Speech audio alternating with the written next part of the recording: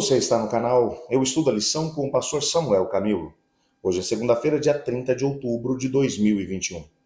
E o tema que estudaremos na nossa lição da Escola Sabatina será Nossas Desculpas, Ideias Falsas.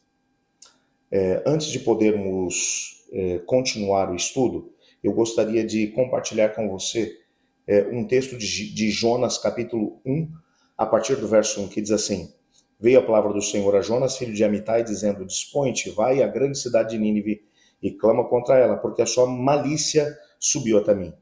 E Jonas se dispôs, mas para fugir da presença do Senhor, para Tarsis.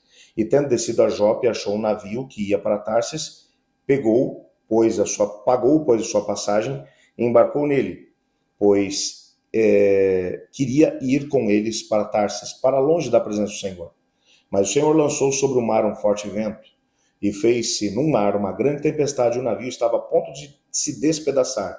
Então os marinheiros, cheios de medo, clamavam aos seus deuses, e lançavam ao mar a carga que estava no navio para aliviarem do seu peso. Jonas, porém, havia descido para o porão e deitado, e dormia profundamente. Chegou-se a ele o mestre do navio e lhe disse: Que se passa contigo, agarrado no sono? Levante-se, invoca o teu Deus.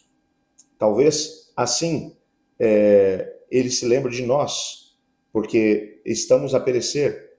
E diziam uns aos outros: Vinde, lancemos sorte, para que saibamos por causa de quem nos sobreveio esse mal. E lançaram sortes, e a sorte caiu sobre Jonas. Então lhe disseram: Declara-nos agora, por causa de quem nos sobreveio esse mal. Que preocupação é a tua? De onde vens? Qual a tua terra?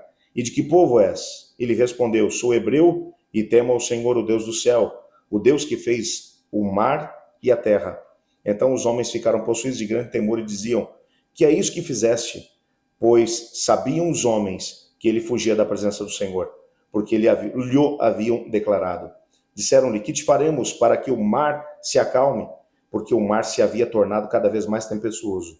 Respondeu-lhes: Tomai-me e lançai-me ao mar, e o mar se aquietará, porque eu sei que por minha causa vos sobreveio essa grande tempestade. Antes de podermos avançar no nosso estudo, eu quero desafiá-lo a orar comigo, pedindo ao Espírito Santo que nos ajude a entender aquilo que ele tem para nós. Obrigado, Senhor, por tua palavra.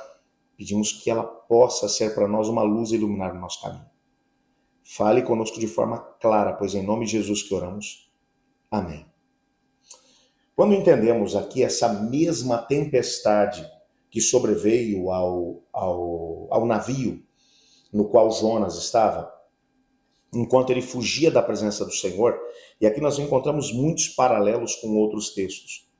Quando vemos, por exemplo, a atitude que Caim tomou quando ele foi confrontado por Deus, lá em Gênesis, no capítulo 4, o texto vai dizer, no capítulo 4, verso 16 de Gênesis, e Caim fugiu da presença do Senhor.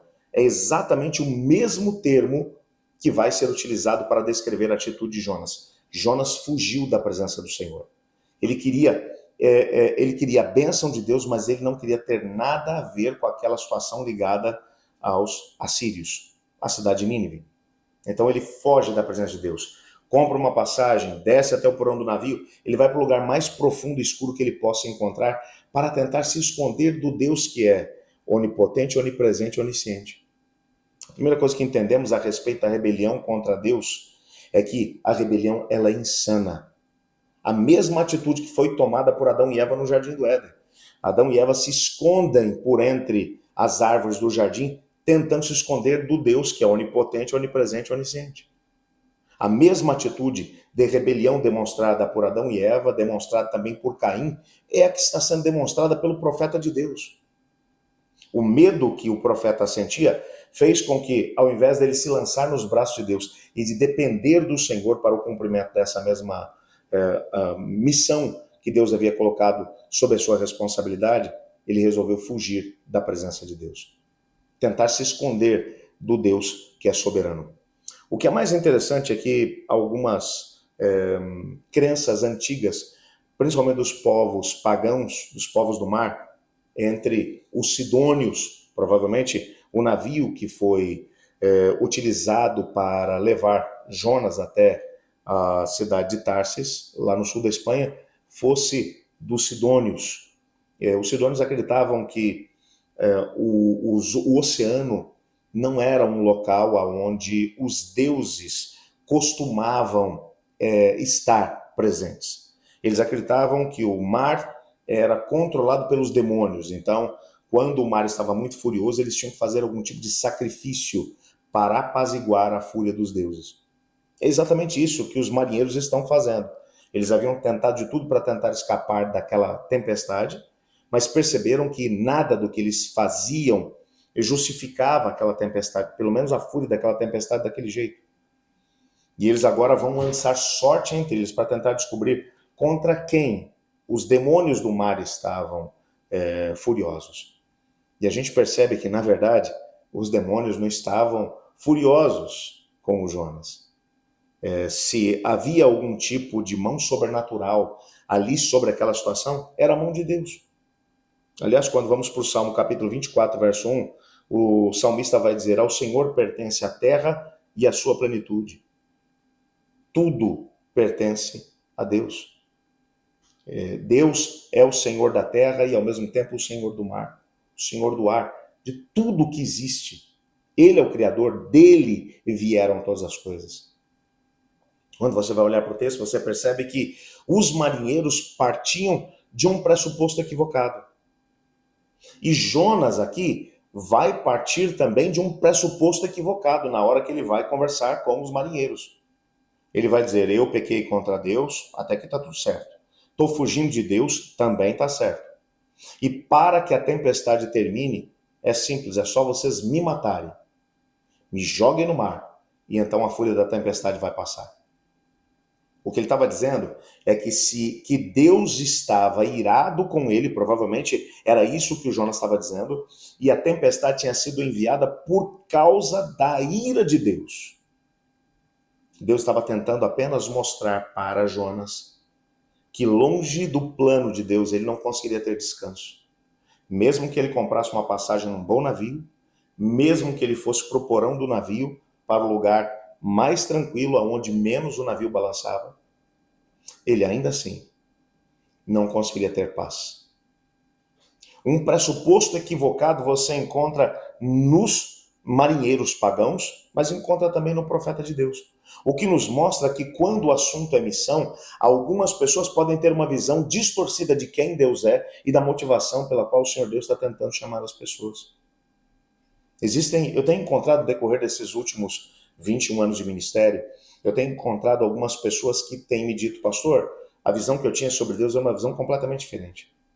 A visão de um Deus irado, um Deus que está o tempo todo procurando alguém para poder destruir, porque fugiu das suas regras.